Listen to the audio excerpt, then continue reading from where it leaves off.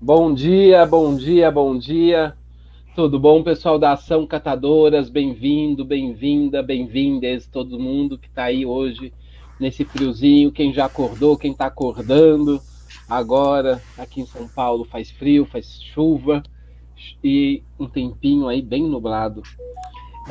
Hoje a gente precisa começar comemorando aqui a nossa semana do dia 31 de outubro, Dia Nacional do Saci, para comemorar a cultura brasileira, para comemorar a nossa história, o nosso sincretismo, as nossas raízes e tudo que nos consolidou com um povo diverso e amplamente inteligente para pegar o melhor de todas as culturas e nos acreditar, nos identificar e se espalhar pelo Brasil.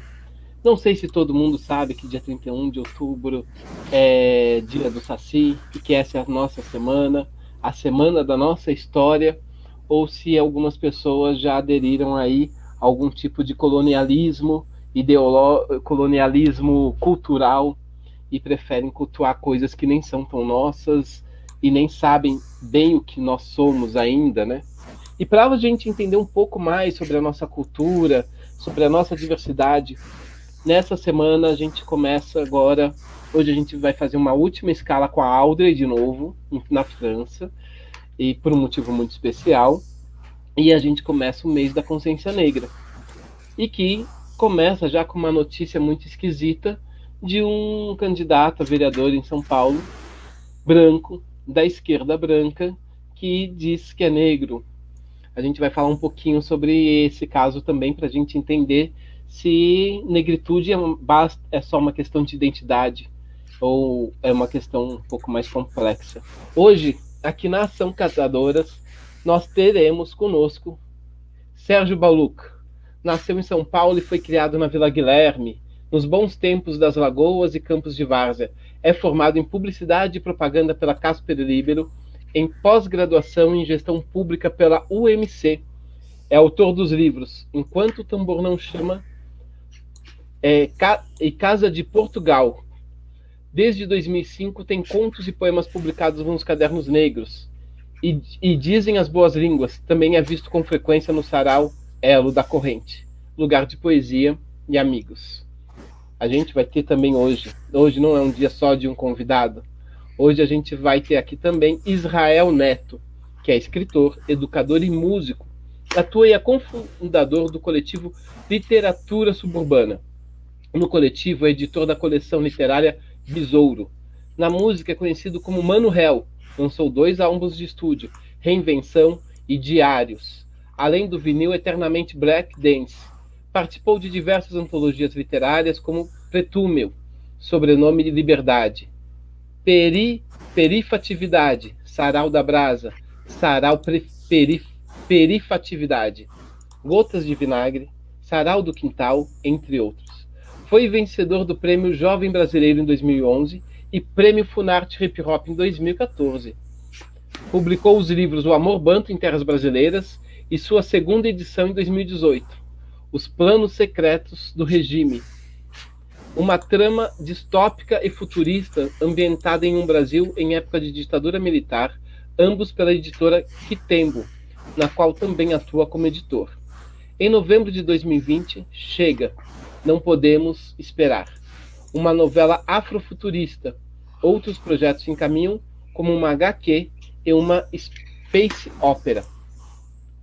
E nós estamos aqui de novo com Audrey Adriana Maria Brudo, franco-brasileira, 27 anos, formada em letras, em história na França e em ciências políticas também na França. Eu não vou falar o nome das universidades porque eu me enrolo todo para falar esses nomes.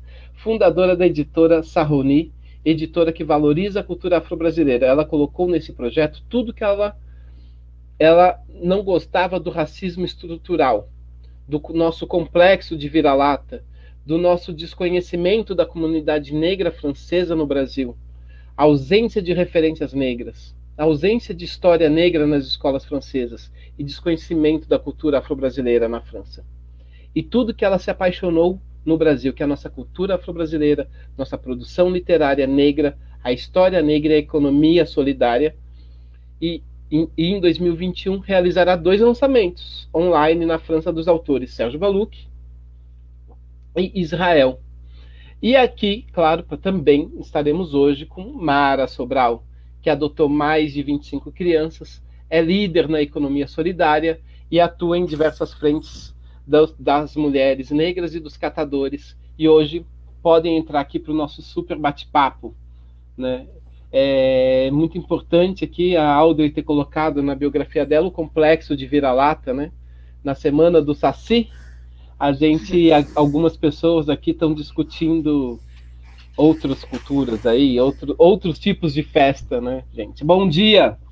Bom dia. Bom dia, Mara.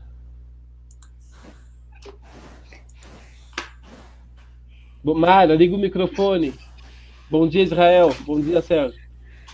Bom dia a todas e todos. Bora. Bom dia a todos e todas. Teremos uma boa tarde, bom início de tarde. Muitas ideias boas para a gente conversar, que assim seja. Bom dia, Boa Mara. tarde, Aldi. Boa tarde, meninos. Boa tarde a todos, todas. Gente, hoje a gente começa aqui no mês da Consciência Negra. E é justamente no mês da Consciência Negra a gente tem aqui duas contradições, né? A gente tem aqui o dia do Saci, dia 31 de outubro. É bom a gente reforçar o Saci como um ícone não só do Saci, né, mas do folclore brasileiro. É o personagem mais querido do nosso folclore, mais conhecido. E a gente também aí, ao mesmo tempo, tem um caso desse caso aí, desse candidato a vereador branco que diz que ele tem identidade negra, então ele pode sair como preto. Como que vocês veem esse nosso... Isso, Audrey, é o complexo de vira-lata? Falando mais alto? Para mim, não. Não. O complexo de vira-lata é quando os brasileiros não valorizam a cultura brasileira, na verdade. É mais isso que eu vejo como complexo de vira-lata. Certo. E o que vocês acham disso, Sérgio, Israel?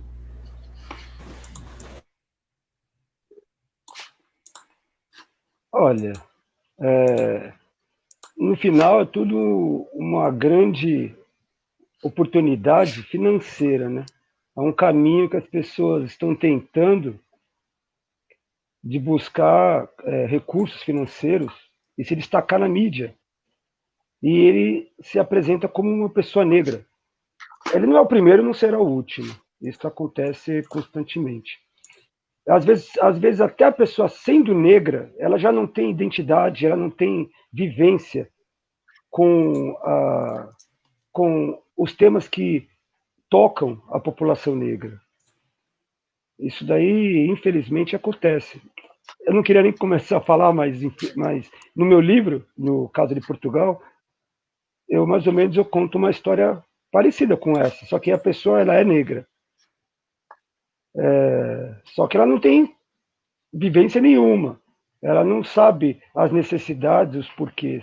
Agora, uma pessoa que, não sendo negra, se colocando numa posição que facilite recursos e chame a mídia, traga pessoas para o lado dela, até buscando uma raiz da família dela, da parte da esposa, né? É aquela história, eleição, todo mundo tem que prestar muita atenção em quem está votando, porque oportunistas não faltarão, né? Sempre. Mas isso é um caso muito brasileiro, porque podemos ver isso nas casas de candomblé, de Ubanda. Podemos ver esse tipo de... Como dizer isso? Apropriação. Bem, bom dia a todas e todos. Bem, primeiramente sobre a questão do Saci e tal, eu tenho algumas ressalvas, principalmente como o Saci foi popularizado pela obra do Monteiro Lobato, que é um eugenista, um racista declarado, só ouvir, ler e acompanhar a obra dele e tal. Então, às vezes a gente fala e tal do Saci contra o Halloween, mas a gente não sabe nem a origem do Saci, né? O quanto do Saci tem, talvez, também com as religiões de matriz africana. Se você pensa, por exemplo, o San, que em alguns itãs ele aparece como um homem também com uma perna só, aparece também como aquele que domina as plantas, conhece as matas, né? Então, às vezes a gente fala, mas nem conhece também o quanto do Saci também foi meio que europeizado também e tal, aquele gorro vermelho, a roupa vermelha, não é muito típico brasileiro. Então, acho que falta a gente aprofundar mesmo qual é esse papel mesmo do Saci, como também o Monteiro Lobato o popularizou, se ele é aquele moleque malandro, se esse moleque malandro, na real, não é um reforço do estereótipo negro que paira sobre nós e sobre nossas crianças também. Acho que isso é uma reflexão importante, né? E esse lance dos feriados e festas internacionais, eu não acompanho, não faço festa nem nada, mas a gente tem o Natal, que a gente cultua um Deus que não tem nada a ver com a gente também, sabe? Então, acho que falta uma reflexão mais profunda sobre isso, né? E, claro, tem começado um ponto, mas eu acho que a gente tem que precisar expandir mais essa ideia. Sobre a questão do rapaz aí, é o que a gente chama do tal afro-conveniente, né? É quando é conveniente, é preto, quando não acaba passando batido, né? E eu acho que a gente, enquanto movimento negro, falta uma postura mais incisiva, né? E a Aldo falou uma coisa brasileira, mas de se pensar também. Por exemplo, eu lembro, quando ela falou, eu lembrei da Raquel, aquela moça que foi presidente da NAACP, lá nos Estados Unidos. Uma mulher branca também, que foi literalmente se fantasiando de negra e assumiu a posição mais alta da maior instituição negra dos Estados Unidos de todos os tempos, né? Então, como que essa coisa também tá, de uma maneira geral, esse pessoal, na realidade, quer holofote, quer tá ali, né? Quer participar de alguma coisa, quer dar sentido à sua vida, e acha que, muitas das vezes, as nossas lutas, as nossas demandas são brincadeiras e oportunidades para essa galera entrar e ter aquilo como palco, né? Então, como o Malcolm X falou, né? Como que uma pessoa branca pode ajudar na luta negra? Apoia aí, mas apoia de longe, deixa que a gente faz a parada aqui. Nossa, e isso aí, Israel. Mara?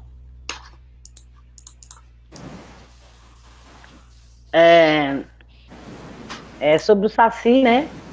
O Monteiro Lobato, ele não é referência para o nosso povo, né? Porque ele estava sempre nos apropriando, né? Sempre... Tia Anastácia fazia os doces, mas quem era doceira era a tal da Dona Benta. O Saci é um moleque negro que roubava, que fazia aquilo que as pessoas chamavam de coisas erradas, né? Então, acho que a gente precisa resgatar também muito essa nossa identidade, né? As pessoas precisam se aprofundar nas nossas riquezas, nas nossas grandezas, né? Físicas e espirituais. Sobre esse rapaz, que eu não vi, né? Mas já imagino que não é negro. Falar que é negro, não sendo, é algo muito sério. É querer carregar as marcas de quem nunca apanhou. É querer viver um racismo que nunca sofreu. Uma pessoa branca que, por motivos de interesses financeiros e políticos, se denomina uma pessoa negra, ela só é nada mais e nada menos do que mais um saqueador da nossa história, né? Ele não passa de mais um saqueador, no meu ponto de vista. E nós temos que estar atentos, né? Porque se dizer negro, sendo branco, para mim é um crime, né? Banalizar tudo que a gente passa, porque não faz ideia do que nós, mulheres negras, homens negros, passamos com o racismo, com as torturas, né? Porque da nossa história não é falado, dos nossos reinos, das nossas riquezas, das nossas danças, da nossa cultura, das nossas histórias é lembrado os navios negreiros e a quantidade de negros que estão encarcerados, né, através do racismo. Então, para mim, ele é um oportunista, um saqueador de um sequestrador, nada mais, nada menos. É isso aí, Mar. Eu acho que vocês tocaram em pontos extremamente importantes para essa reflexão e a gente pode entender essa dificuldade do privilégio, né? A defesa do João Paulo De Masi é dizer que a mãe dele é negra e ele adora, respeita e não é o fenótipo dele que determina se ele é negro ou não, e sim a sua identidade e a sua consciência.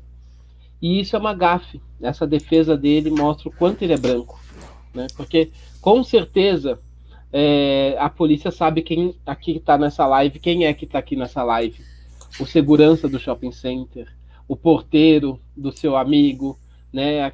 Que sabem exatamente, a gente não adianta eu colar lá na portaria e falar, não, mas a minha identidade é de branco, você não pode me tratar como negro. Né? Adianta isso, Sérgio? Funciona? Você pode falar assim, não, Mara, você pode falar, Mara, minha identidade é de loira, aí vai, me atende logo. Não, isso não funciona. Então, não funciona essa desculpa nessa questão dentro do racismo estrutural, dentro do racismo institucional e cultural que tem no Brasil. Então, a gente pede aí para... Ele é um candidato, espero que não ganhe, que não votemos nele, e espero que a Érica Malunguinho e o Douglas Belchior entrem aí com uma medida interna no partido deles, do PSOL, e peçam realmente para que ele modifique a sua autodeclaração, né, e que ele haja com mais rigor com a ética e com o compromisso aí da nossa comunidade, que a gente não aguenta mais tanto desrespeito, tanto abuso, e como todos vocês falaram, né, tanta apropriação. Então a gente cria feijoada e os outros se apropriam, a gente cria o carnaval, os outros se apropriam, a gente cria coleta seletiva, né, Mara? Aí vem as mega centrais só com gente branca que se apropria desse recurso, aí você cria direitos de participar da política, aí vão se apropriar do espaço que você está criando para poder participar, para ganhar mais recurso. Então a gente realmente tem que agir com bastante repúdio a isso, e é uma ação antirracista, né? Quem puder, quem estiver chegando agora na live, essa live da Ação Catadoras, a gente pede muito aqui para que vocês possam apoiar essa Ação Catadoras. Quem quiser conhecer, entra no site https://catadoras.cinevozes.com.br e lá vocês vão ver um site onde você pode fazer uma contribuição para os projetos da Mara. A Mara Sobral é catadora, ela tem um projeto muito bonito, e a gente precisa dar muita força para esse projeto. É a Mara e a Dona Teresa. Um domingo é ela, outro domingo é a Dona Teresa. E nesse site, quando você faz qualquer colaboração, você receberá um documentário da história da Mara e da história da Dona Teresa, que foi inclusive o documentário que colocou a Audrey na nossa vida em Paraty, na festa literária, né? Muito bem-vinda à nossa vida, Audrey. Na Festa Literária Internacional de Paraty. E aí a gente tem essa proposta de ajudar um pouco mais esses projetos. Então você vendo o documentário, você vai saber mais um pouco sobre o que você está ajudando, e aqui nas lives você pode vir, fazer perguntas e participar à vontade. Gente, vocês viram o site, vocês assistiram o documentário, como que foi? Conta pra gente um pouco.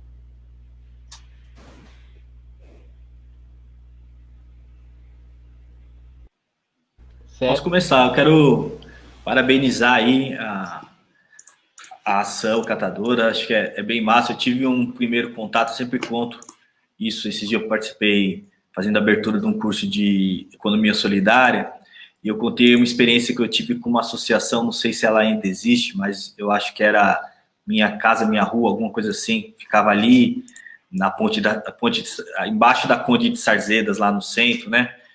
Tinha uma galera em situação de rua, mas também tinha pessoas que trabalhavam na ação de coleta, né? E isso já faz mais de 12 anos, acho que foi em 2008, 2009, e a gente teve um trabalho lá de formação literária, de colher as histórias dessa galera, deles participarem de oficinas de produção literária, e depois publicarem um livro, um fanzine, e depois nós participamos da Feira Vendendo. E foi onde eu pude romper com alguns preconceitos meus em relação ao pessoal que está na rua trabalhando nessa coleta, né? Porque muitas vezes a gente pensa que a questão da cultura, da arte está desvinculada dessas pessoas que, às vezes, é a única alternativa de trabalho, mas muitas vezes optaram por esse trabalho, por gosto, pela identidade também, né? Então, até pergunto para a Mara, já assim, como que ela enxerga, qual é a relação dos trabalhadores e das trabalhadoras que estão com vocês com a arte, né? Como que elas encaram a arte, se elas... porque eu encontrei muitas pessoas que tinham ligação muito forte com a arte, né? E nos seus diversos âmbitos, né? E eu sei, sem dúvida nenhuma, tu falou para a gente aqui em off que tem uma comunidade, a comunidade grande do Haiti que se refugiou aqui, e então como que esses trabalhadores, essas trabalhadoras se ligam à produção artística? A coleta seletiva, né? Os catadores, né? As catadoras, eles são muito envolvidos na arte, né? Porque alguns são diretamente ligados à população de rua, outros à população à luta de moradia, né? Então eles vêm num contexto de luta, né? Os catadores, eles vêm num contexto de muito abandono, de muito sofrimento, de muito descaso, e a arte é algo que vem para as nossas vidas como um refrigério, né? Vem trazer uma tranquilidade em poucos dos momentos que a gente tem. Eu faço parte, né, desse coletivo de mulheres catadoras, a gente sempre está lendo, recitando poemas, né? Eu tenho minha filha Laísa, que sempre me levou, né? Que minha filha gosta muito de arte, de música, de tudo, e ela sempre disse para mim que a arte era uma porta de saída quando os pregos estivessem me furando, né? Quando eu estivesse num momento de muita dor, que a arte poderia me fazer viajar para outros espaços. E aí eu aprendi muito com todos os meus filhos sobre a arte. E hoje, atualmente, no coletivo de mulheres haitianas que nós vivemos, na coleta seletiva, elas gostam muito de dança, gostam muito de ler, elas falam várias línguas, né? Então elas leem muito, né? Conhecem muitos poemas, né? Gostam muito de esculturas, de quadros. Então tudo que nós achamos lá, nós guardamos, olhamos, penduramos em algum lugar do espaço da cooperativa, né? E eu acho que para a vida, eu acho que a arte, a leitura é um refrigério para a vida de todos, né? De todos aqueles que lhe foram roubado algo e até por aqueles que nada lhe foi roubado. A arte, ela é um complemento das coisas que a gente... eu acho que a arte é o complemento das coisas que a nossa alma não fala, né? Das coisas que a gente sente no dia a dia. Então, esse contato dos catadores com a arte é muito forte, é muito bonito. Você pode ver no coletivo Minha Casa Minha Rua, que é um coletivo bem conhecido, né? Foi muito lindo. Hoje não existe mais. Algumas pessoas continuam atuando, né? Pela última informação que eu tive, mas tudo em questão de arte, né? Houve um desmonte no nosso país, né? Houve realmente um desmonte, né? Houve uma criminalização maior, né? Nessas novas gestões que estão aí do pessoal da arte. Então nós estamos vivendo um momento muito triste, onde o nosso povo, que traz alegria para nossas vidas, tem passado fome. Os nossos artistas não podem estar na rua. Então, a arte é algo que salva e, nesse momento, está precisando ser salva no Brasil.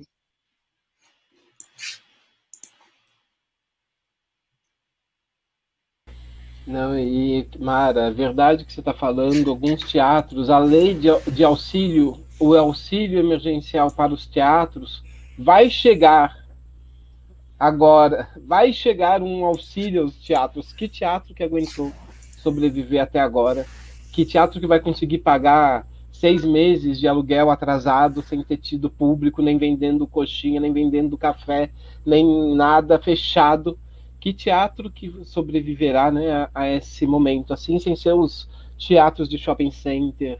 Ou então realmente assim, artisticamente e culturalmente teremos aí o que parece que esse governo mais quer, que é uma idade média contra a ciência, contra o pensamento, contra a cultura, né? E muita gente, nossa, assim, o Covid matou menos artistas do que a tristeza, a depressão e o despejo de muita gente aí que não teve para onde ir, pelo atraso de um auxílio emergencial, né? Então foi bem complicado mesmo. Sérgio?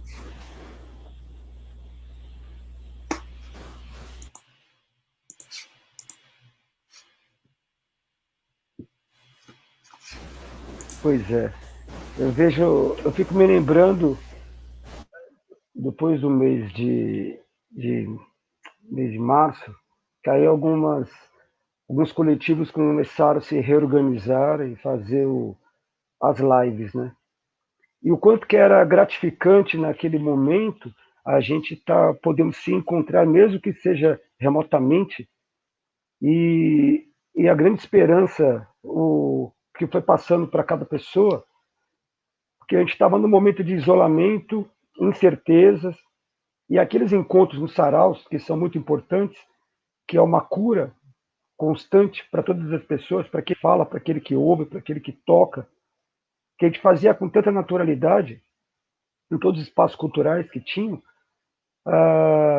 isso foi perdido, porque todo mundo tinha um escape, que o escape era o baile, era o carnaval, era as rodas de samba, e os saraus, teatros, todas as iniciativas artísticas.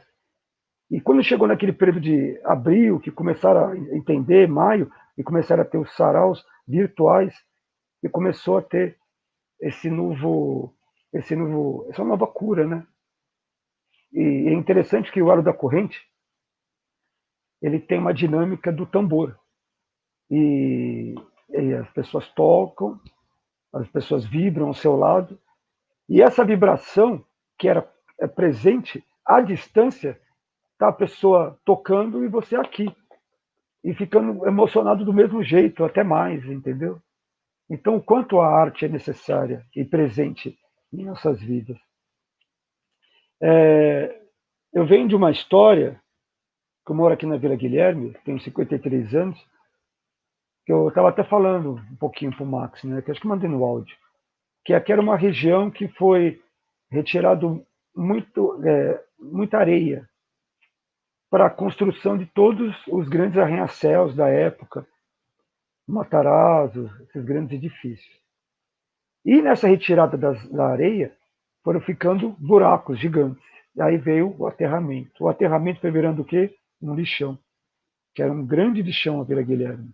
Aquela região em que está o Center Norte, toda ela era lagoas, provenientes desses buracos, e a água que foi enchendo virou várias e várias lagoas, com várias situações de mortes e tal. Mas grande diversão. E nesse momento de diversão, que não era só as lagoas, porque como tendo lixão, para quem era criança, como o caso como eu, e muitos outros, jogava-se de tudo lá. Jogava até gibi, você quer saber. Além de bambu, de cola de madeira. Então a gente tinha material para pipa, tinha material para leitura. Era muito interessante isso. E eu sempre vi, pensando, voltando em arte, aquela situação que a gente vivia, que era arte, que a leitura começou a mostrar outras situações, que uma leitura que eu tive até do Siddhartha, do Hermann Hesse, você começa a ver outros povos e você fala, caramba, essa coisa mítica e fantástica não está só lá fora, está aqui também. Assim como essa necessidade da Mara de fazer esse livro, que esse livro vai sair, ela já existe, as imagens, já existem as situações, só vai ser compilado e para poder virar um projeto, um objeto, um livro, um fanzine, o que ela quiser. É arte.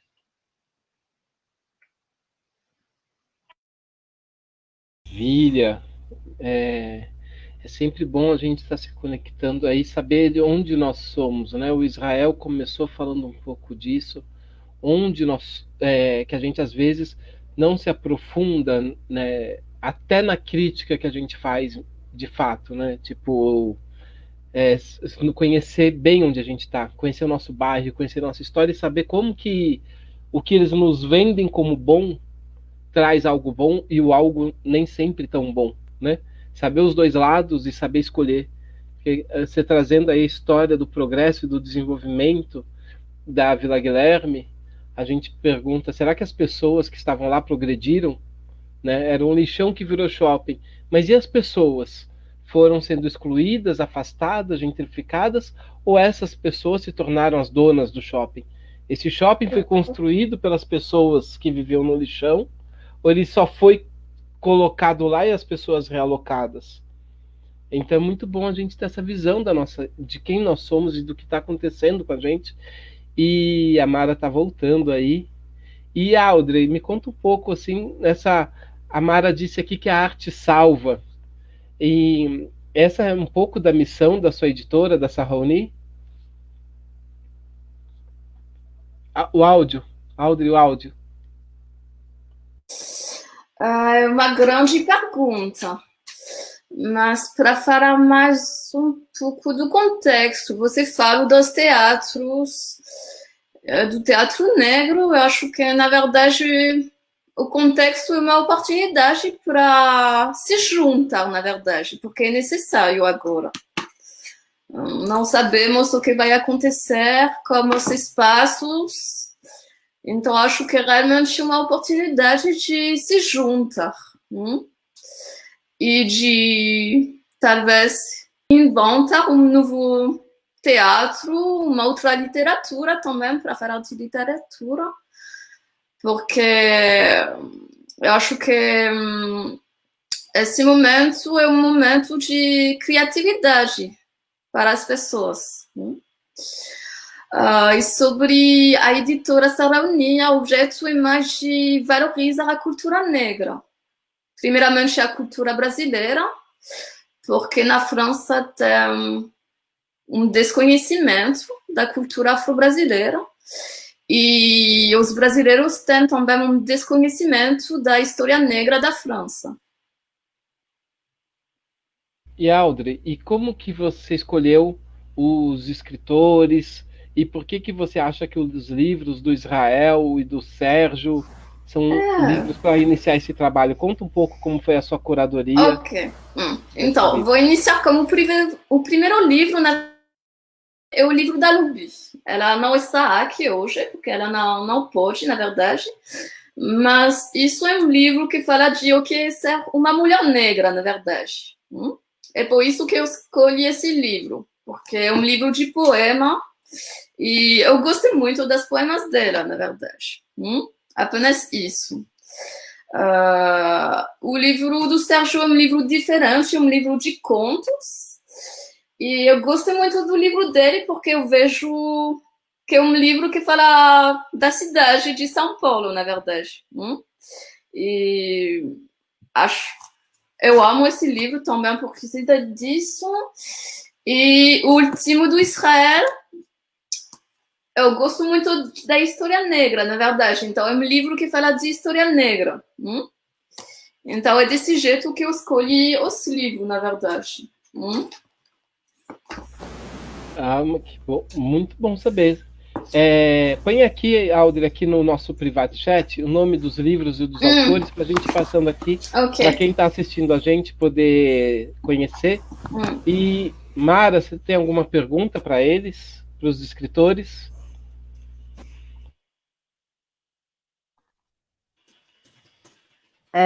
Eu gostaria de saber como se vocês já tiveram alguma proximidade, né, com a cooperativa de reciclagem, se você já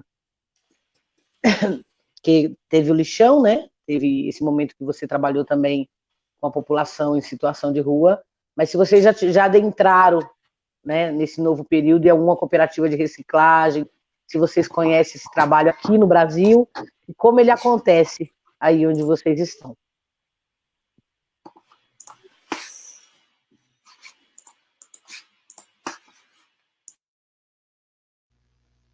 Olá. Então, eu não tenho contato direto com esses espaços, mas eu, enquanto morador, né, da cidade de São Paulo, eu tenho algumas experiências. Lá na minha rua, não estava passando o lixo, a coleta do lixo reciclado, somente do lixo comum. E aí você começa a querer saber o porquê, né? Porque, nas outras ruas faziam a coleta e aqui não. Aí acabei descobrindo que, por um problema com o morador, que tinha guinchos no começo da rua, eles pararam de passar. Só que esse contrato o contrato do lixo na cidade de São Paulo é um contrato milionário, um contrato caríssimo. E a parte da coleta seletiva seria como se fosse um bônus necessário. O grande contrato é o do lixo comum. O do lixo da coleta seletiva, ele tem que ser feito. Então, quando eu fiz uma reclamação, o que aconteceu? Veio toda uma estrutura de pessoas vindo querendo saber o que está acontecendo, por que o lixo não foi coletado, tudo mais. E deram uma grande atenção, até mesmo pelo valor financeiro que ele acaba acontecendo. Mas grande parte mesmo foi exatamente a partir disso, né? E eu acabo fazendo a minha reciclagem, né? Porque eu também mexo com compostagem de materiais orgânicos, mas aí no caso para poder trabalhar com horta, né? Então eu acabo tendo mais esse contato. Mas o último contato que eu tive foi uma cooperativa, que acho que é no Bom Retiro, se eu não me engano. Eu fui lá, acho que faz um ano. Tinha uma amiga que trabalhava lá e ela chamou para um dia como esse aqui, de reflexão do Dia da Consciência Negra, né? Faz um ano mesmo, inclusive. E foi um momento muito legal. Era um sábado, né? O trabalho é um pouco menos ritmado e a gente pôde sentar com a galera e conversar. Então foi um momento bem legal. Foi a última interação que eu tive. Fora isso, esses acho que uns 2 anos atrás, como falei, eu participei de algumas ações ligadas à economia solidária, a EcoSol, e aí tivemos alguns encontros, inclusive um no Quilombo de Vamporanduva e o outro na Ecovila, lá em São Carlos. E tinham companheiras que eram do interior e lá elas trabalhavam também com coletivas de catadoras. Então foi um contato bem legal com elas, nesse sentido de troca, de movimentação econômica, né? Que eu acho que é isso que também está em voga, né? Muitas vezes a gente fica também na questão ambiental e tal, mas tem uma questão input financeiro aí que é muito importante também no sustento dessas famílias, né? Se não o mais importante, né? Vamos ser sinceros, né? Então foram os últimos 2 contatos que eu tive nesse sentido. Israel, aproveita que você está com a palavra aí e já conta um pouco também do seu livro. Como foi escrever o seu livro? Como está sendo para você a oportunidade de publicar na França a nossa história? Porque depois, quando a gente tiver o livro da Mara, a gente também vai publicar lá na França. Massa. Já vai contando para a gente como é essa experiência. Olha, esse livro, assim, eu comecei a escrever ele em 2009. Aí o que aconteceu? Comecei um projeto com uns amigos chamado Escola da África. O Sérgio, inclusive, já foi lá acho que em 2012, 2013, 2011, sei lá, faz tempo pra caramba. E aí eu comecei a escrever esse livro porque eu assisti o filme do Quilombos do Cacá Diegues e vi tanto erro histórico lá que eu retorci o meu coração. Falei, como pode? Tem o lance da boa intenção, né? Mas como pode isso? Tá bom, na época, década de 80 e tal. Acho que tem algum microfone ligado aí que tá dando retorno aqui, gente. Aí, acho que parou. E aí, eu falei, eu quero contribuir nesse debate de pensar o elemento da cultura banto, que é muito forte entre a gente, e por um processo de unificação das coisas e de construir uma identidade negra afro-brasileira, muitas vezes a gente generaliza todos os elementos. Então, eu até digo na introdução do livro que a gente vive um processo de urbanização. E a gente não valoriza o elemento banto da nossa cultura, né? E é muito engraçado isso, porque, por exemplo, o próprio nome candomblé é um nome de origem quimbundo, mas é tido como o nome de um culto de orixás que são de outra parte da África, que tem outra origem fonética, né? Então eu trouxe todos esses elementos para poder construir esse livro. Aí eu comecei a escrever em 2009, escrevi 2 capítulos, falei, esse negócio está muito ruim e vou deixar guardado. Na época eu trabalhava no Instituto Sou da Paz, né, vocês devem conhecer, e eu tive férias uns 2 anos depois. E aí, com a vivência, junto com o curso Escola da África, eu voltei a escrever o livro. porque eu sempre digo para a galera que o livro, você pode parar um pouco, pesquisar e escrever, mas nada melhor do que o acúmulo da vivência para ele poder sair de forma natural, né? E aí eu meio que dei uma de Chico Xavier e em um mês eu terminei o livro, né, colocando esses elementos que tem lá ligados à história do Quilombo dos Palmares, a contribuição dos povos banto, os povos bantos ali de Angola, né, porque a gente tem que lembrar que quando a gente fala do elemento banto, a gente está falando de uma grande parte da África, do continente africano.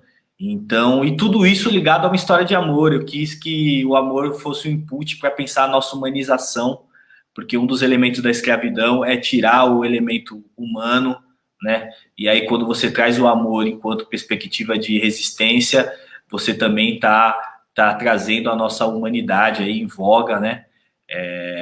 E o livro ele tem vários desses inputs aí, tem coisas históricas, mas eu sempre quis deixar o livro uma coisa que as pessoas pudessem ler, não como uma bula, uma pesquisa, é um livro artístico, é um romance, né, no final das contas, né, com esses outros elementos.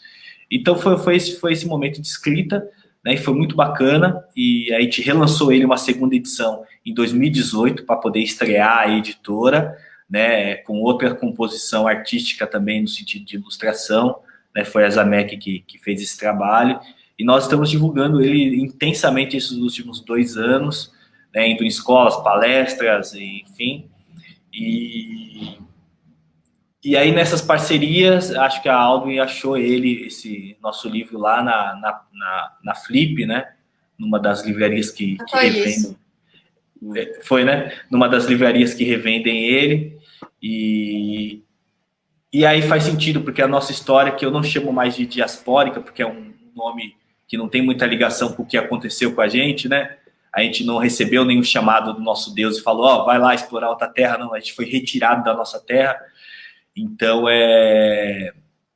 esse elemento assim das Áfricas no mundo faz com que a nossa história se ligue com outra história do outro lado. Então, levar isso para as populações negras, africanas ou afro-francesas vai ser uma coisa para conectar a gente. Eu comecei um trabalho novo, só para terminar, desculpem.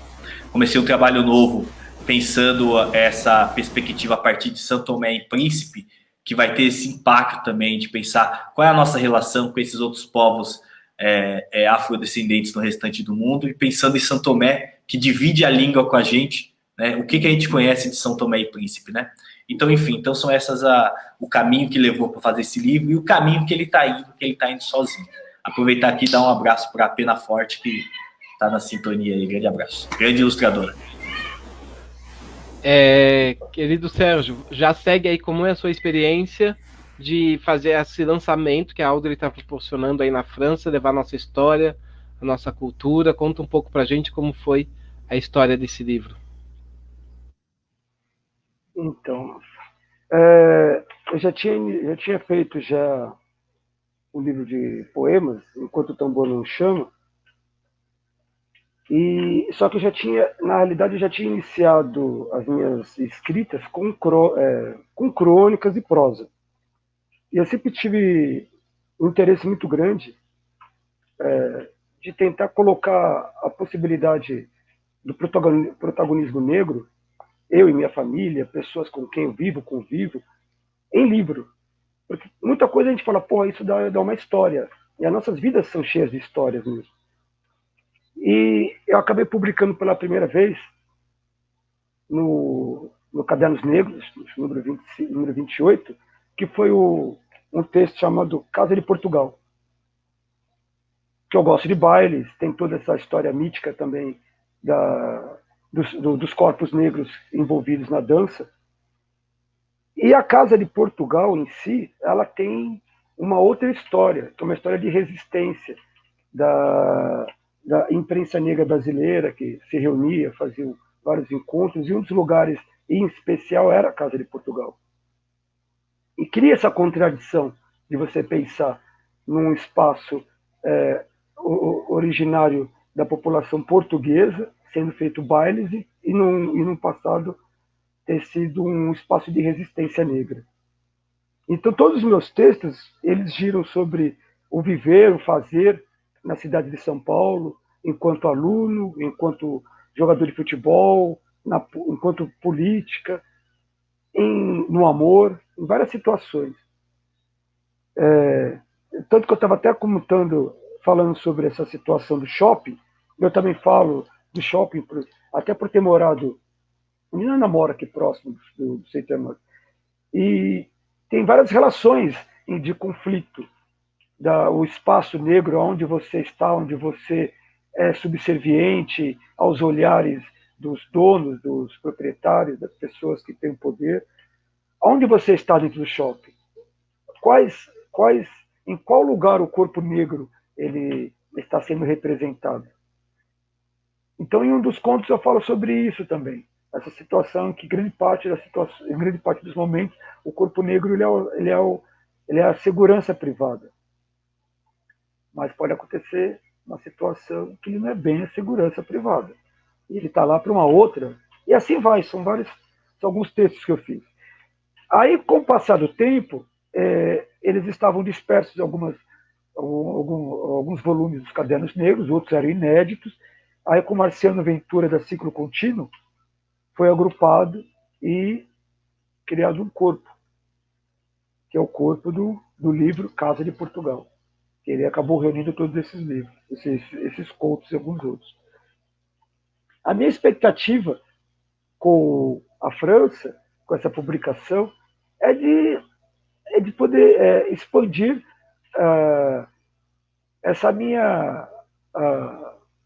esse meu trabalho, esse trabalho dos corpos negros que estão aqui no Brasil, as famílias negras, como que elas, de uma forma ou de outra, se relacionam, e ser visto por outros povos, entendeu?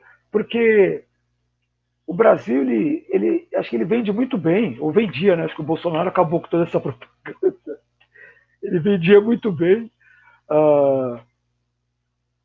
uma harmonia uma harmonia racial, né? Que não é bem assim que acontece. A coisa é muito mais profunda, tem muitos conflitos. Só que se você até vê, infelizmente, muitas pessoas, quando chegam aqui no Brasil, têm uma visão totalmente errônea da situação. E é obrigado a aprender a duras penas, né? Aí a gente volta a falar sobre o nosso colega, o candidato a vereador. Logo em São Paulo ainda, né? Que legal, né? Como é tranquilo para ele ter uma pessoa branca poder transitar em todos os ambientes, todos os lugares que ele quer, politicamente ainda falando, sem ter a necessidade de sair daqui e ir até a farmácia, como eu fiz isso hoje, você passar e ver uma viatura, e eu trato a viatura, com todo o esquema policial, como se fosse um poste. Eu sempre falo isso, né? O poste, você não bate no poste, você desvia dele, você olha o necessário para não bater nele. Mas as pessoas, só que quem está dentro da viatura olha para você, quer que você encare, quer que você dê a oportunidade. Essa pessoa, esse candidato, não tem isso. Mas, então, no meu livro Casa de Portugal, tem essas situações, entendeu? Só que eu não deixo pautado pelo racismo. Porque o racismo ele vem de formas inesperadas. O amor negro, o amor entre pessoas negras, assim como Israel falou, é isso que é o nosso grande mote. É isso que faz a gente ser diferente. Porque a gente não precisa se pautar pelo racismo, a gente se pauta pelas nossas vidas. Quando ele aparece, a gente tenta trabalhar com as ferramentas que a gente tem no momento. Mara, que coisa impressionante. Mara, e como que a gente usa esse amor e essa arte para finalmente ter um reconhecimento da classe de trabalhadora, das catadoras e dos catadores? Como que a gente pede apoio para a Audrey nessa coisa de levar o Brasil para a França e dizer, olha, tem gente valorizando a gente, vamos ver se aqui a gente se valoriza também e se esse valor aqui realmente passa a ser dado com um trabalho digno, com remuneração digna e com permissão para trabalhar, né? Porque às vezes é um desmonte da condição de trabalho muito grande. Como que a gente une tudo isso que eles estão trazendo para a gente de valor para que a gente possa, na prática, melhorar?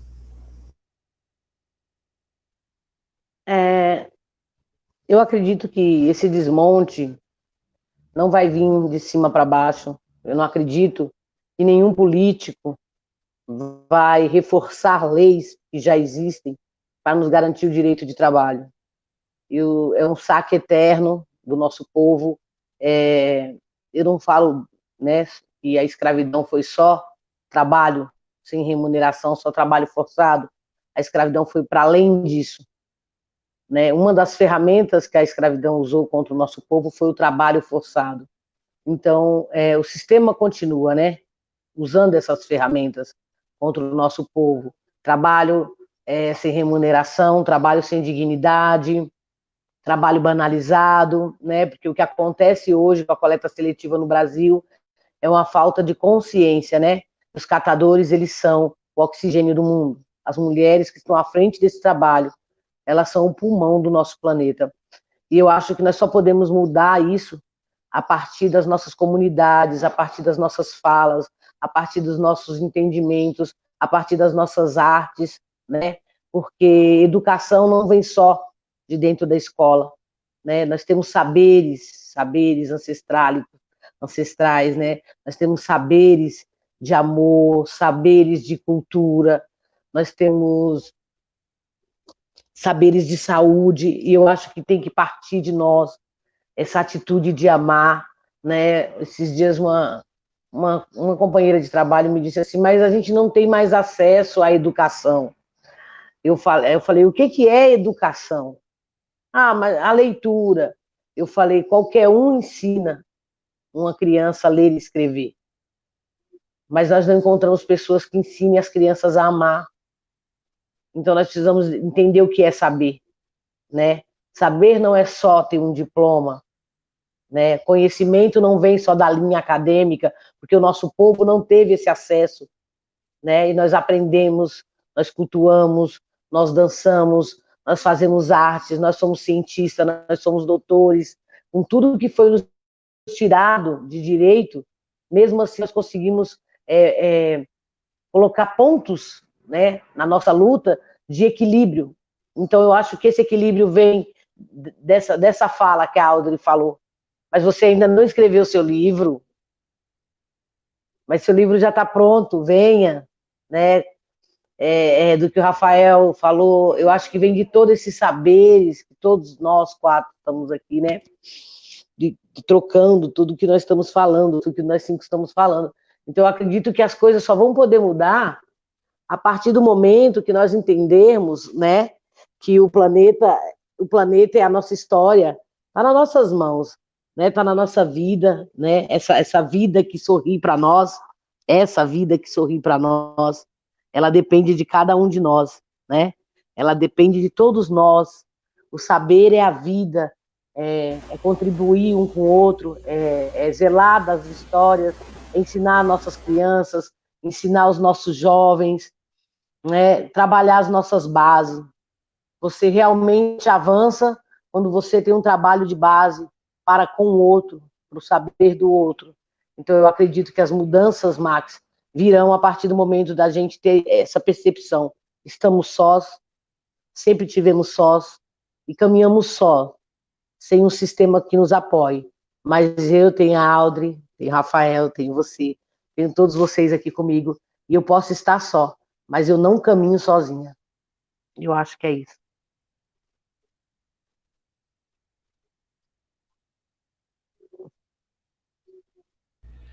Ufa! Nossa, Mara, E esse bebê, Mara? Mara, eu vim apresentar a primeira vez. Esse é o Cairê Marim. O Cairê nasceu em casa, nos meus braços. É o meu neto caçula. E os nossos saberes, a vida dele depende dos nossos saberes, do nosso amor. Esse é meu neto.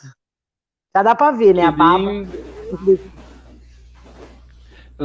Mara, o Sérgio e a Laís, eles estavam juntos na foto do Luiz Gama, lá no Largo São Francisco. Esse daí é o filhinho da Laísa, Sérgio, que estava lá. Ela estava aqui gritando que ela conheceu o Sérgio lá. Ela estava aqui do meu lado. Mãe, eu estava lá, mamãe. Esse é o filho da Lalá. Esse é meu lindo, meu netinho. Olha a carinha. Olha o tamanho do rapaz, gente, olha. Ele nasceu em casa e foi através dos saberes de uma mulher preta. Nós não tivemos como ir ao hospital por causa do tempo de Covid. E aí a Obs Preta, que é um grupo de obstetras negras, né, estavam aqui e me ajudaram a trazer ele à vida. Então a gente tem muita coisa para contribuir, a gente tem muita coisa para ensinar e para fazer pelo nosso povo, independente do que eles nos tirem, né? Independente do que eles tentam nos tirar, eles tentam nos escravizar, eles tentam nos silenciar, mas eles não podem. Eles não podem. Toda vez que eu olho para ele, eu falo, eles não podem. E eles não vão conseguir. Leva lá. Ai. Que lindo, parabéns, Mara, parabéns, Lalá, parabéns, Caurê Marim. Cairê Marim.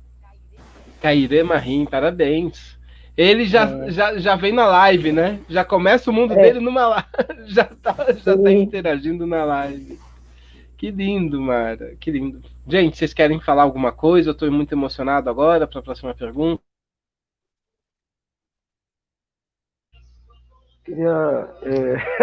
Eu queria falar duas coisas. Aquele dia lá das fotos, né, que nós fizemos, né? Nossa, que dia mágico. Tem muita coisa que aconteceu lá. Ter conhecido vocês, o Moisés Patrício.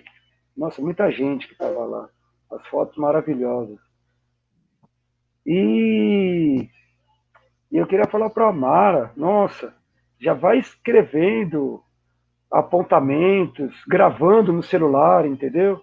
Faz pequenos áudios de coisas que estão acontecendo com você, coisas que você está vivenciando, porque acho que o que teve de mais fantástico nesses últimos anos, essa última década, é a possibilidade de que todos nós possamos ser escritores, que as nossas experiências são importantes, são necessárias. Um ponto de vista que eu tenho sobre, por mais que eu tenha pesquisa tal sobre o seu dia a dia, nunca vai ter a quantidade de qualidade de informação, até de respeito mesmo, entendeu? De uma individualidade que é tua, entendeu? Então, o celular é legal por causa disso. Você tira uma foto, você grava alguma coisa, anota alguma coisa, entendeu? E se o seu livro já não estiver pronto, esses são os caminhos. Muito bom, muito bom. Eu vou começar a colocar em prática, né? Porque sonhar sem praticar é andar acordado, então não dá. Eu vou começar a colocar em prática, porque eu tenho uma grande vontade de contar a nossa história.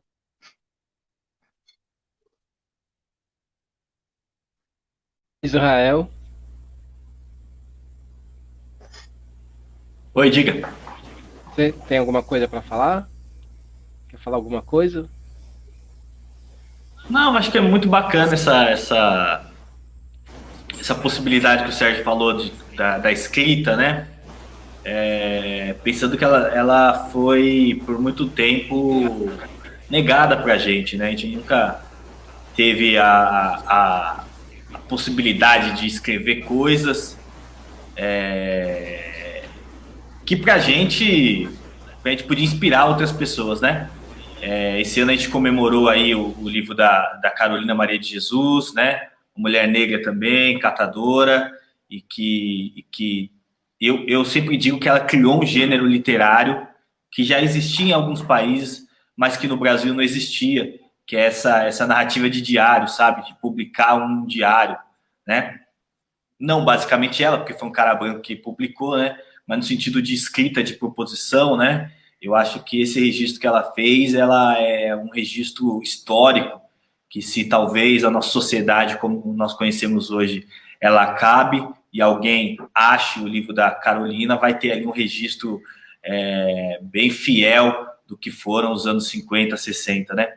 Então isso é de suma importância e pelo um olhar negro, né?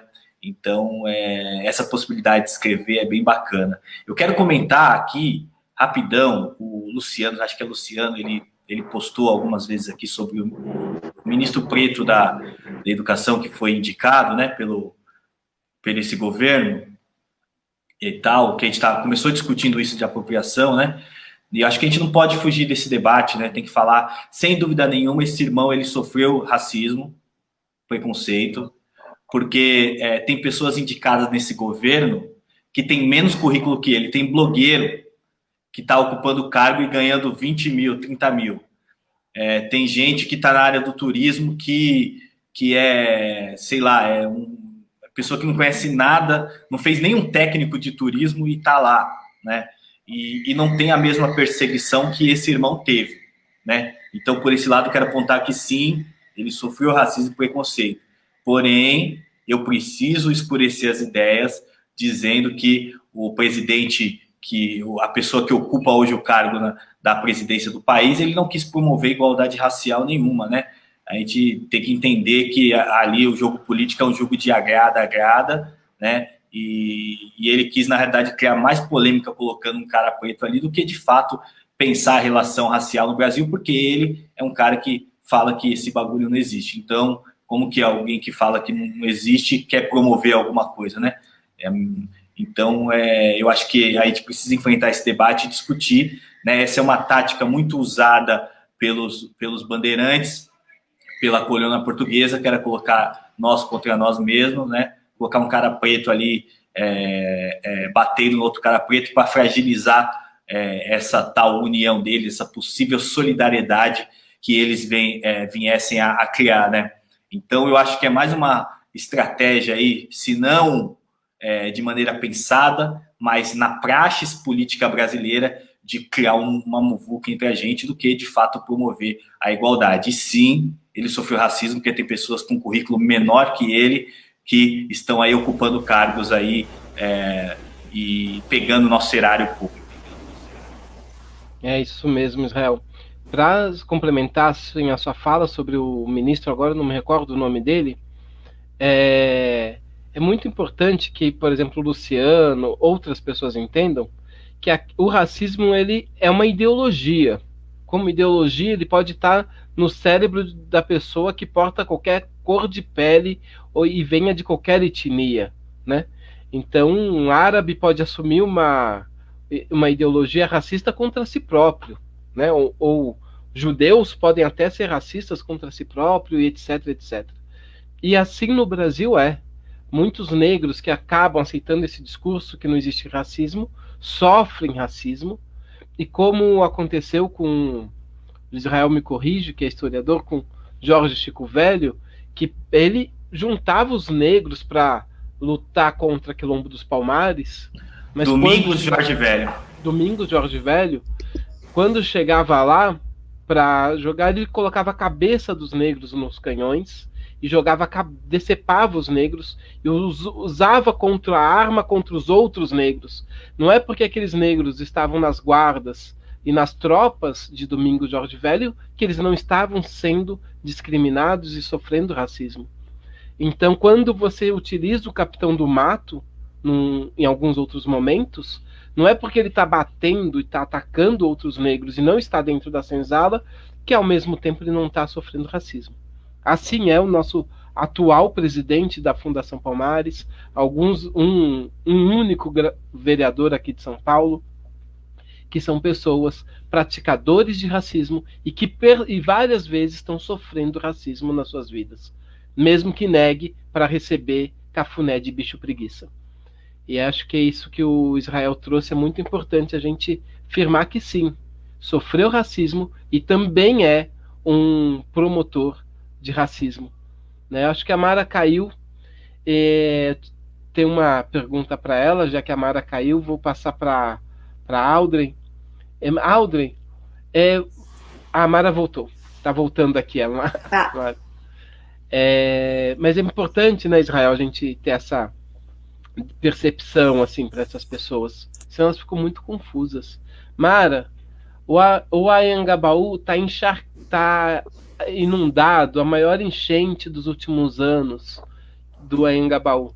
A gente precisa muito de chuva para que a gente tenha alimento, mas quando chove enche tanto que as pessoas ficam confusas se elas querem ou não querem chuva aqui em São Paulo. Me diz o que tem a ver a coleta seletiva com esses alagamentos e como que é o trabalho das catadoras com essa chuva? Essas enchentes, em São Paulo, ela é comum, né? Ela é uma coisa que as pessoas se acostumaram a ver no dia a dia. E eu atribuo isso à invasão, né, do homem ao meio ambiente e esse desmonte que teve, né, nesse atual governo do Dória da coleta seletiva. As cooperativas foram fechadas, as cooperativas foram interditadas. Então, essa situação só tende a se agravar, né? Essa situação, o ser humano, ele fica confuso, né? Se ele quer chuva, se ele não quer chuva, mas ele tem que entender que isso tudo, a chuva, ela é algo da natureza, é algo necessário. O que não é necessário é a latinha de Coca-Cola, né? O que não é necessário é a garrafa de PET no bueiro, é o colchão, né? Jogado em qualquer lugar, é os entulhos. Então as pessoas precisam se conscientizar que não existe para fora, entendeu? Não existe para fora do planeta. Tá tudo dentro, tudo volta, né? Isso é um retorno das nossas ações e da falta de compromisso político. Nessa época de eleição, não vendo o seu voto por uma camiseta de time, por um churrasco de domingo. Procure um candidato onde você possa depois ir cobrar, né, o que ele fez no mandato dele, qual foi as leis criadas, né? Então, eu não gosto de falar de política, Mara, não vamos discutir política, política não se discute. Precisamos falar de política, participar da política e discutir a política, mesmo como uma forma de enfrentamento, né, desses caras. A gente precisamos nos entender, nós também fazemos parte dessa política e lutar. Não sou candidata, tá? Mas nós precisamos começar a traçar, eleger pessoas que nós possamos cobrar, né, que nós possamos exigir delas respostas parlamentares para o nosso povo. Então as pessoas têm que se conscientizar que a culpa não é da chuva, a culpa é dessa má gestão da nossa cidade, a culpa é daquele que joga a latinha no chão, a culpa é do governo que não implanta a coleta seletiva com seriedade e responsabilidade no nosso país. Infelizmente, gente, a culpa não é da chuva, a culpa é de todo mundo. E a Mara, ela me contou uma vez, assim, que o trabalho do catador ele é extremamente minucioso e preciso, além de ser abrangente. Então, o catador que estava na rua, ele cata a latinha que cai, o papelão, um pequeno fio de cobre, ele vai pelas ruas e ele vai pegando muito material. E se esse catador não pega determinado material, logo depois vem outro catador que pega aquele material. Então acaba que os bueiros ficavam mais limpos, que a cidade ficava mais limpa e as enchentes passaram a ser menos agressivas. Agora, com esse desmonte, as últimas enchentes que teve, aí saiu em toda a mídia, a pior enchente dos últimos 15 anos, né? Não sei o que, porque nesses últimos 15 anos os catadores apareceram de forma mais organizada e estavam trazendo esse efeito muito importante para a cidade. Então, candidatos à Prefeitura de São Paulo, deem valor à mão de obra dos catadores, valorizem e preservem essa tecnologia que eles criaram e que eles têm todo o direito de receber todos os royalties, todos os convênios e todas as remunerações por esse serviço prestado. Gente, Aldrin... Max, dá licença um minutinho, eu vou dar uma cortada. Com esse atual governo Dória, os caminhões da coleta seletiva das cooperativas foram todos retirados. Todas as cooperativas estão sem caminhão de coleta seletiva, gente. Então não existe mais o porta a porta que os catadores faziam, com a desculpa que estava se gastando muito com esses caminhões e que eles mandariam de volta num prazo de 2 a 3 meses. Até hoje as cooperativas estão sem caminhão de coleta seletiva na cidade de São Paulo, porque isso é uma ordenança do atual governador, que era prefeito João Dória. Mas, Mara, explica pra gente o que significa bem o caminhão, porque quem não está na cooperativa não sabe bem o que acontece sem caminhão, como que é o caminhão, por que o caminhão, o que muda. Aí ter ou não ter caminhão numa cooperativa? O caminhão, ele é usado na coleta seletiva como? O catador sai da cooperativa com esse caminhão vazio, vai pela manhã, bate na porta da dona de casa, faz a conscientização. A conscientização é o quê? É falar para a dona de casa, olha, se você jogar o óleo na pia, você vai contaminar rios, lagos, isso vai ter um efeito catastrófico no meio ambiente, nos nossos lagos. Se você pegar o lixo e jogar de qualquer maneira, ele vai no aterro, e muitas vezes outros catadores podem passar, se cortar, se você jogar o vidro. Então, existe toda uma educação que você fala desde da mão do catador, que pode ser cortado se aquele vidro não for colocado dentro de uma PET, até os rios e lagos. Então, havia uma conscientização maior, onde as donas de casa, os homens que ficam dentro de suas casas, os moradores em geral, faziam parte dessa consciência. E essa ideia ia se espalhando, entendeu? De um vizinho para outro, a gente passava com um caminhão, com um carro de som ligado, avisando que a coleta seletiva da cidade estava passando. Com a retirada desse caminhão, não existe mais essa consciência, né?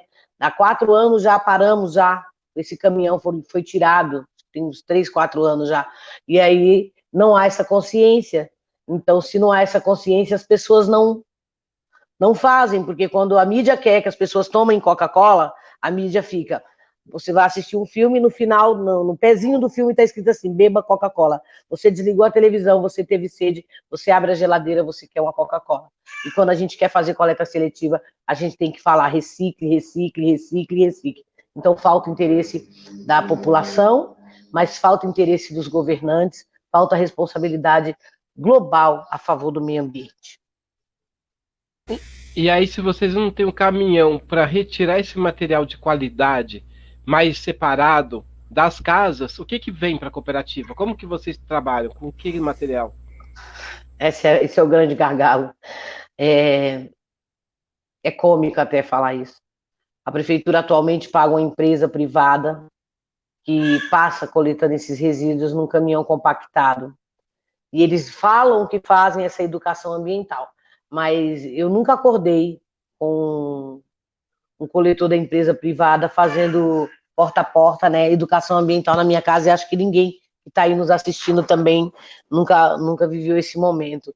Então o material chega na cooperativa todo misturado, todo contaminado, com o resto de papel higiênico, resto de comida, trazendo para a cooperativa um ganho bem menor, muito mais trabalho e pouco ganho, e uma situação de extrema miséria, né, na questão trabalhista ali no dia a dia, as pessoas trabalham suja, com mau cheiro, o espaço fica fedendo, então são 1 milhão de problemas que acontece quando não tem essa coleta seletiva de porta a porta, que é uma coleta mais selecionada que os catadores fazem.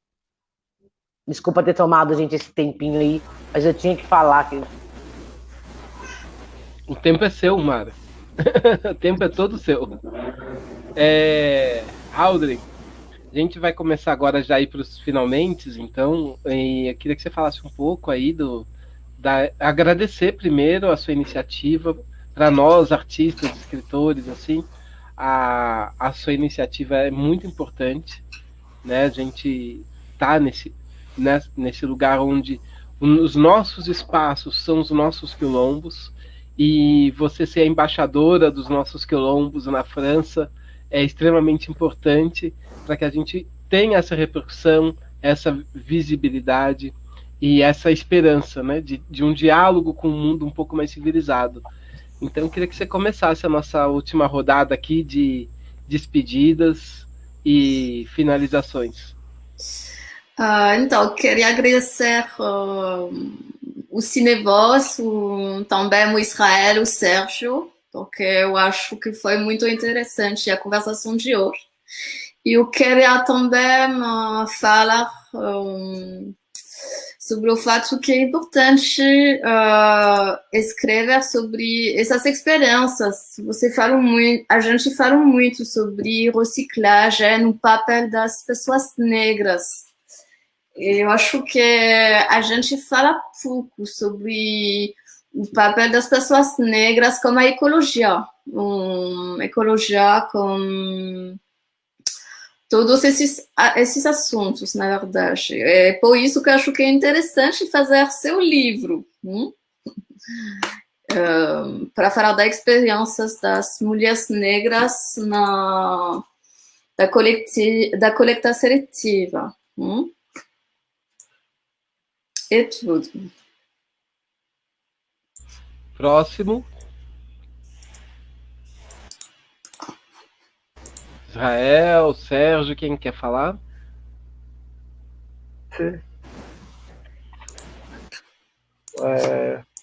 Encerrando, foi um momento bacana, gostoso. Gostei muito de ter participado com vocês. Espero que tenha outras situações como essa aqui.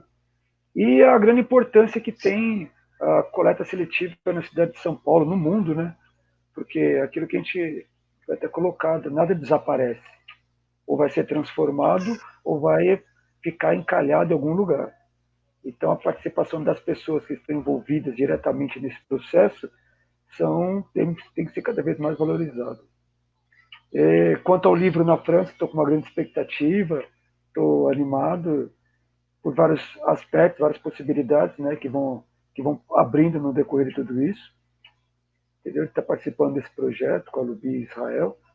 E é isso. Muito obrigado pelo convite. É isso aí, gente. Obrigado. Bem, bora lá. Eu quero agradecer a Ação Catadoras aí, a Alda que fez essa ponte, né, pra gente, desejar vida longa e dias melhores aí para Mari, para todas as companheiras aí